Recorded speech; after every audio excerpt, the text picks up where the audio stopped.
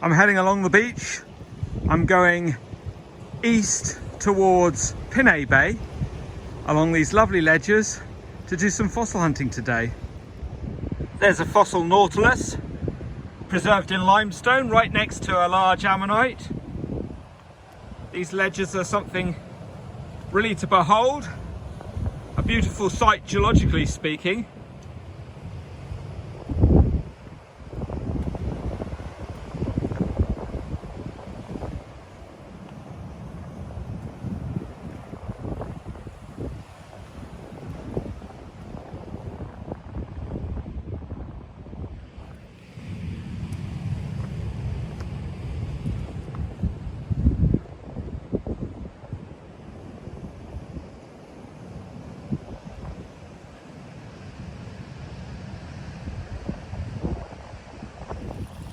Well, back in 1839, this whole area was subject to a major landslide called the Bindon landslide.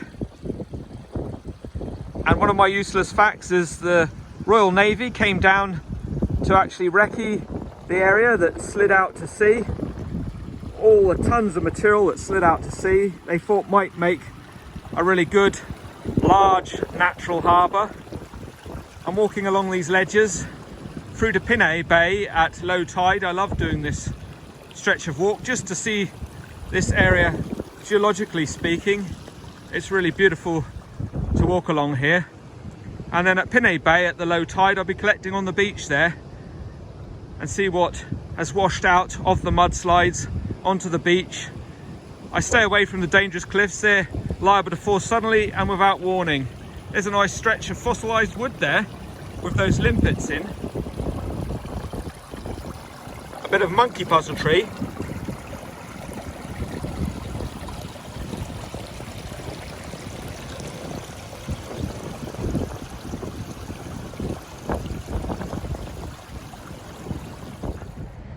There's really quite a big ammonite here on this limestone ledge. It's a shame though, someone's tapped away round it with a hammer and tried chiseling away round it, I think. You can see here around the outer edge. It's a big ammonite. It's a nice one for everyone to come and see. There's no digging in the cliffs in situ. No digging in situ. So it's a shame someone's done that. They should have left it for other people to see. It will erode away quickly now. Well, as long as you don't dig in the cliffs in situ, you're allowed to take the fossils that wash out along the shoreline, the sea doing the work for you. You can see a bit of fossil wood here that I picked up. I'll just wet the surface and you can see those teredo borings there just on the surface. Quite an interesting bit of fossilised wood from the Cretaceous age. That's a Cretaceous block I've got in my hand. And you can see just up ahead here the actual cliff and fresh water pouring through the cracks and the joints of the cliff onto the beach. You can see there a lot of water pouring out of those seams.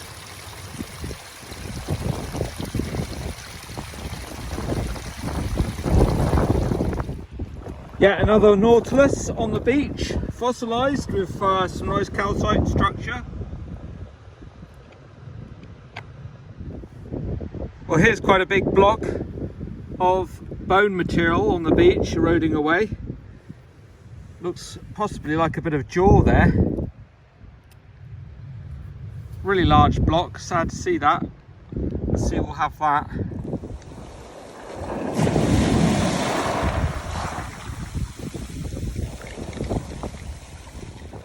Well, I'm right down here in Pinay Bay and you can see some of the lovely Lyme agate, or chalcedony as it's also known as, in this block of the chert bed made of sponge spicules. Sometimes you see broken bits of the chert bed on the beach and you can see the sponge spicules in the rock. It's very translucent material, and I can pour a bit of seawater on the top of this Lyme agate and you'll see here with the Lyme agate it's quite a nice mauve purple colour there, and some of it is very, very beautiful, makes nice jewellery which I'll show you a bit of. There's a lot of chert bed that comes down along the Jurassic coast. It comes down from the Cretaceous beds that are higher up onto the beach along with flint rocks, Well, here's a bit of green sand bed right round in Pinay Bay, and you can see what the sea's done here is it's cracked open this piece. It's even hard for me to prise open, but it's cracked open this piece, showing you that nice ammonite there in the material. There's the impression one side, and quite a big ammonite there in green sand rock that it's prized open, you see. So I'll put that lid back on it and it will survive for a little bit longer probably, but hopefully people will get to see it as it erodes away. And it's a nice ammonite in green sand. It doesn't often happen to find ammonites in that material.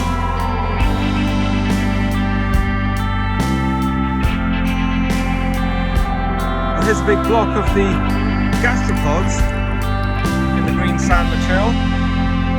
See lots in there. It's a really big block if you look at my hand in relation to the size of that piece. Well, this is my third nautilus that I've spotted. There's always quite a few nautilus along this stretch of the coastline, and I've also spotted a couple of disarticulated ichthyosaur backbones, very small but fun to see as you walk along.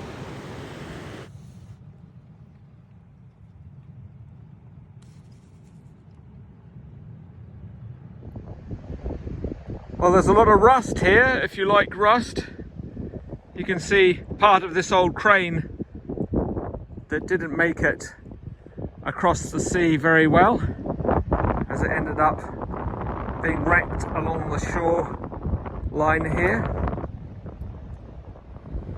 The sun's going down, so I've decided to turn for home. Been walking for quite a bit now, and I'll get back towards where I've parked. If you stay tuned now, I'll show you some of the lovely Lyme Bay agate that we fashioned into a cabochon. Here is the beautiful Lyme Bay agate, also known as chalcedony. We've made it into a nice jewellery piece with twist surround made of gold and a handmade chain. We've put it on a piece of the Lyme Bay agate with chert bed, just to show you what that original rock looked like before we fashioned it into a cabochon. It's a really hard rock to work with, and when we're grinding it down with diamond wheels, you really need a lot of elbow grease to do the work to make those particular cabochons.